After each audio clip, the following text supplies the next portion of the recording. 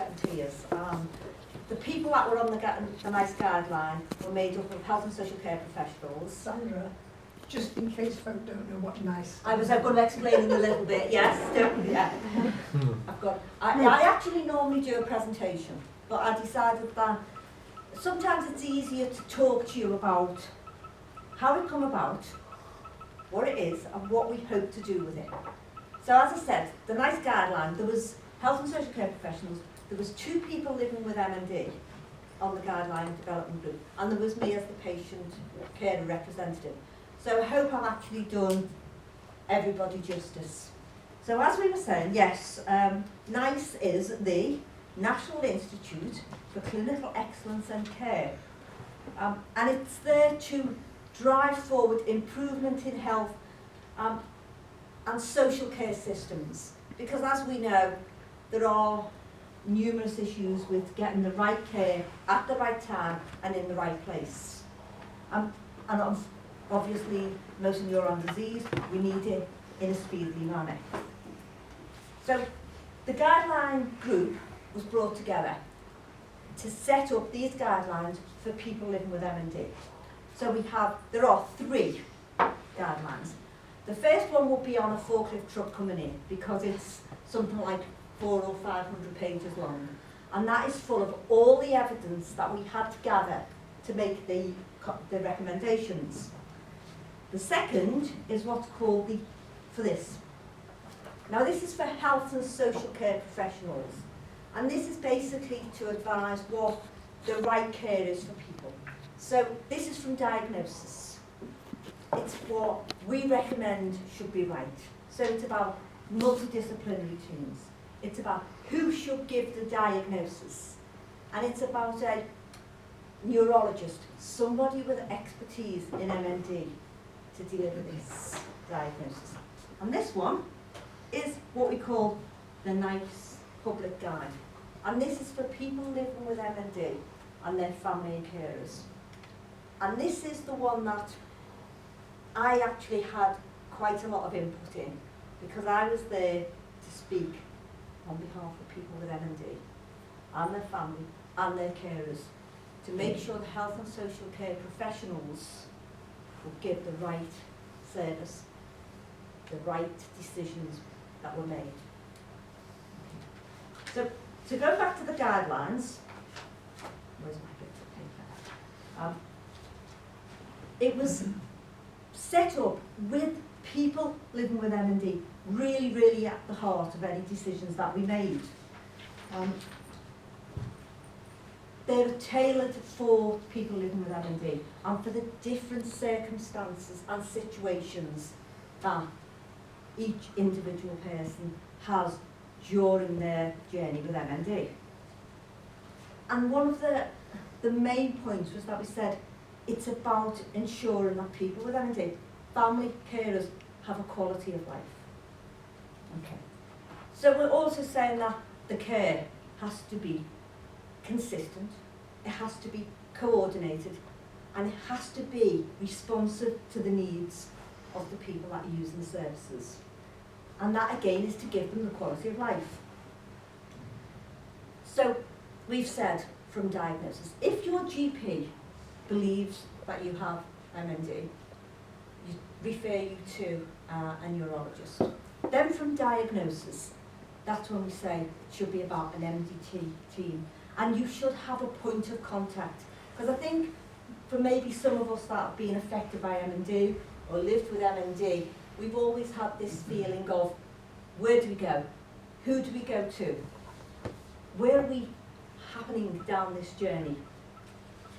So we've said the multidisciplinary team will be there to guide you through the journey. We've also said in the guidelines that it should be all integrated. So the SLTs, the OTs, the neurologists, all should communicate. Because I think sometimes what we found is that, yes, the speech and language therapist would say they need this equipment, but the OT would then, well, we're looking at something else. So there was never a coordinated joining up.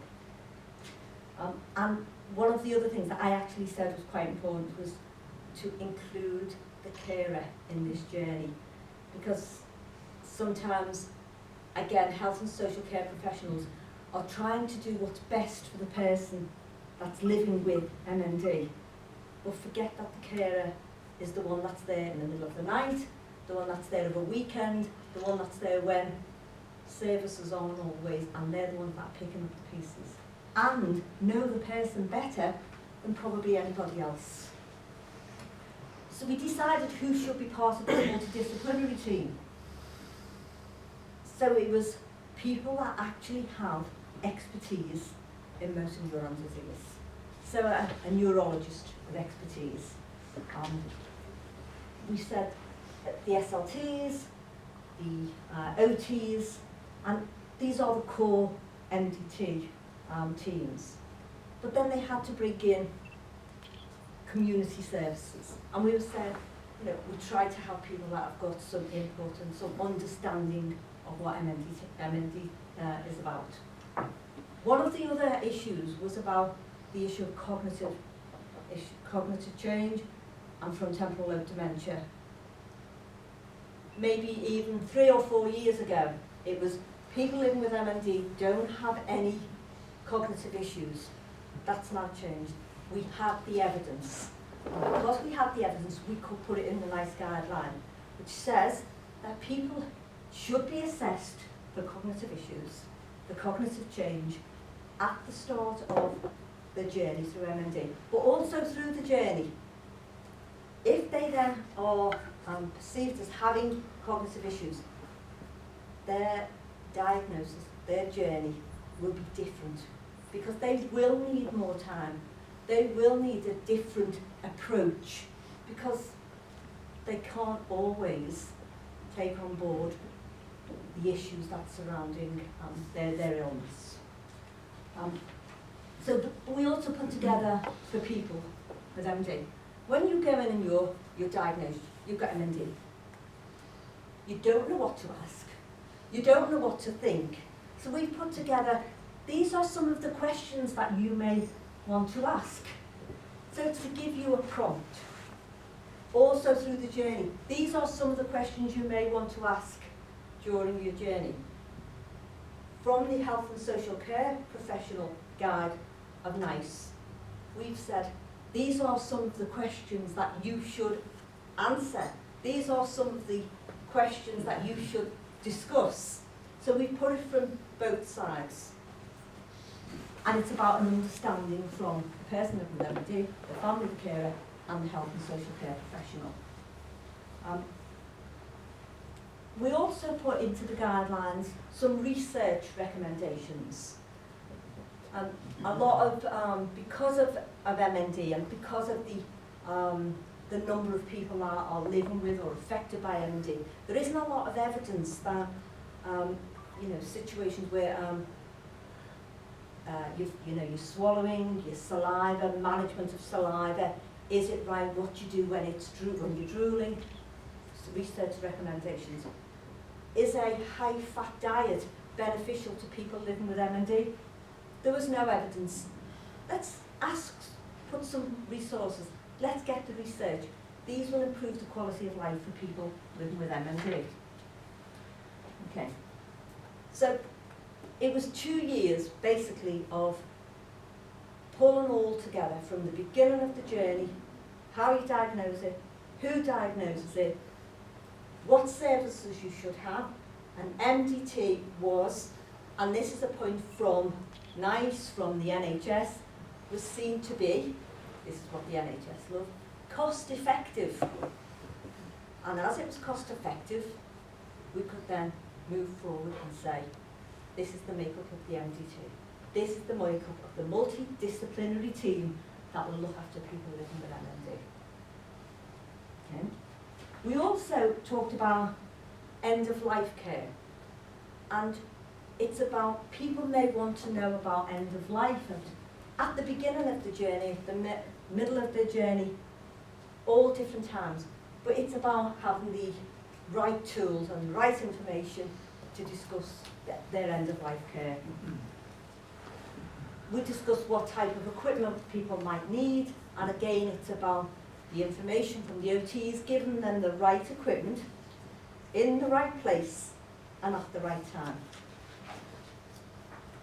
So what I'm saying is I've actually got here, we printed off, what about NICE is, what this is about, your guide, the public guide for motor neurone disease. Okay? So you can, people living with MND, people you know with MND, can go into the MDT teams and say, NICE says I should get these services, I should get this care. What's happening in the next couple of months is there's going to be some quality standards that are published. Those quality standards are for me, people like me, and the MND Association, and all of you, and I'm looking at Greg in particular over there as a campaign contact, will go to the decision makers, the people that will be spending the money, the CCGs, NHS England, and saying, you will implement these guidelines because this is the quality of life of people living with MND, their family carers, but it's going to save you money. It's cost effective. It is the right decision. So this is your piece. The other one is for our gentleman at the back that I'm sure is aware of NICE, and have you had a chance to have a look? Nice, the biscuits on there. Can I coconut flavour maybe? You could have said something else, and somebody said, "Oh, Sandra, she's nice. She's the nice lady. She's the nice lady." And I thought, "Oh, did they talk about this or did they talk about me?" But what I'm actually saying is it's not just down to me as the patient care representative. That yes, there were times when I sat in this meeting with the health and social care professionals and said, I'm sorry, but at 3 o'clock on a Sunday morning, that doesn't work. This is the reality of living with someone with MND. And they'd go, Sandra off again, and go, no, but you have to understand that on a Monday, when all the services are available, we can pick the phone up. But at 3 o'clock in the morning, what do? We need to anticipate the needs of people living with MND. That's what the multidisciplinary team can do, which will also prevent unnecessary admissions to hospital, which none of us want. So, I'll leave this all for you. I've literally given you a quick overview about why we've done it, what it was about. I haven't given you the ins and depths of this is what questions you can ask, this is what questions you should ask. They're all in here for you to read. It's about your social care, your social care support, who makes up the multidisciplinary teams. It's about, this is why we've done it, this is where we are now, and this is where we are going to go down the road to get this in every hospital, so every single person living with MND can go into their GP, go into their hospital and say, the NICE guidelines says, and that will be something that I will be working hopefully with all of you. So before I ask any questions, I'm going to say something to Greg. Can you just say a few words on how we are going to work to implement this? What I'm looking to try and do is to get into the communications teams within NHS trusts and the CCGs to try and see how we can look to implement the guidelines at a practical level. How easy that's going to be, I don't know, because I don't have contact with all the CCGs at the moment, but that's something I will continue to work on, and we'll work with Sandra. So that's what we're doing on a local basis. On a national basis, I've got attending meetings at the Royal College of Nursing and the Royal College of GPs, at all the health and social care professional forums. I spent one weekend being really sad and tweeting every single MP, raising awareness of these are the NICE guidelines, and when we get the quality standards, that's when I will be asking for your support. And that's where we can all work together. If you know anybody that is associated with people living with MND, make them aware of these guidelines. Any questions? I think I've stunned you all. Have I given you an insight into what it's all about? Yeah? That was my job. And like I say, what I didn't want to come here and go to, I have presentations and say, these are the questions, bump, bump, bump, bump. But that's not what you want to hear. You want to hear about why, where, how, and more importantly, where. Okay, so I have some. When will these be implemented? The quality guidelines are in the next couple of months, but we're also working with the CCGs, with NHS England, with the providers to work through implementing them. And for them to get an understanding of why and the benefits that they, as the providers, will achieve. I know we've got a few health and social I was care just going to say, have we got professionals here. Have Any you got any comments? questions? Or comments? Or comments even? from the health and social care professionals? Apart from, you were invited here, have you had any information about the guidelines being produced, that they have been produced, or have you had any feedback from anywhere about how you can use them? We've certainly, it's been circulated that they've been produced. I think it is quite important to make the differentiation between guidelines, which are exactly that. Yes. They're evidence-based, but they're guidelines. Yep. When we get to quality standards, that's a slightly different thing, That's and right. then we can actually put far more pressure around commissioners to commission to those.